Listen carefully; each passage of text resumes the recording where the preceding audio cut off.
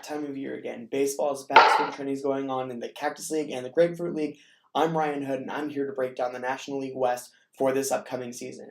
So to start off, the toast of the division, the Los Angeles Dodgers came within one game of beating the Astros in the World Series for which would have been their first World Series title since 1988. This team is absolutely loaded with talent. They have a really strong young nucleus. A lot of their starters are still heading into their primes. Corey Seager is arguably one of the best players in baseball right now, an absolutely amazing hitter. Justin Turner is also anchoring that lineup. They do have some depth issues and possibly some position battles going on in the outfield right now during spring training. Guys like Jock Peterson, Yasiel Puig, Kike Hernandez, other guys vying for playing time, so it'll be really interesting to see how that plays out.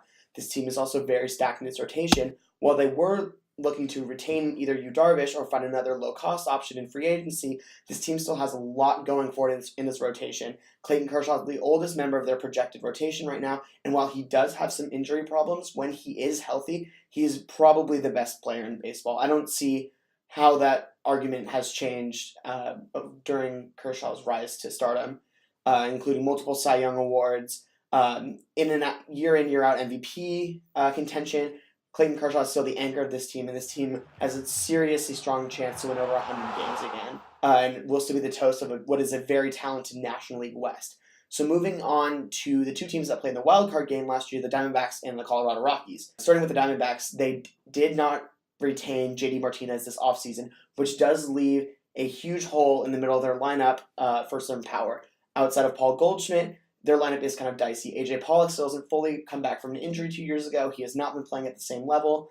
They did just trade for Steven Souza Jr., so that does add a little extra thump in their lineup. Souza hit about 30 home runs last year with the Tampa Bay Rays. This team is definitely still anchored by its starting rotation and its bullpen.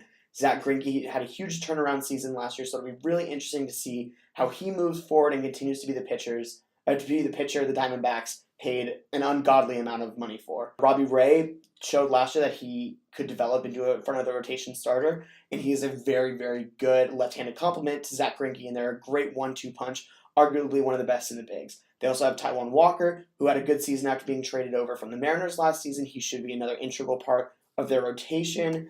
They have Archie Bradley in the bullpen. They traded for Brad Boxberger, so as they don't have a clear-cut closer, they do have a very nice bullpen that should be able to close out games as they wish. Archie Bradley is arguably one of the best relievers, but they do use him more of the fireman role, seen with Andrew Miller in Cleveland and other big-name relievers in baseball today, as we see the position of the closer and the relief pitcher being involved so that the best pitchers in the bullpen face the best hitters in the lineup, regardless if it's 7, 8, or 9 innings. So it should be interesting to see how the Diamondbacks arrange their bullpen this year and how they close out games. So the Rockies did not make a lot of big moves this offseason after having a surprising run to the playoffs last year. They are anchored by a strong, young starting rotation led by perennial ace John Gray, who this season could make a jump into the Cy Young race. Very good young pitcher. Like what he's doing there in Colorado. Even in that thin air, he still managed to pitch very well. They also have Chad Bettis, and then you should see guys like Herman Marquez, Kyle Freeland, Antonio Sanzatella, and Jeff Hoffman vying for those last few spots in the rotation. Those four guys were very good in their brief time in the majors last season, so it should be interesting to see how they can progress and help the Rockies move forward as a pitching-based team. Their lineup is still lacking. They still have Ian Desmond and Gerardo Parra, who are god-awful at the plate and scheduled in for their starting lineups.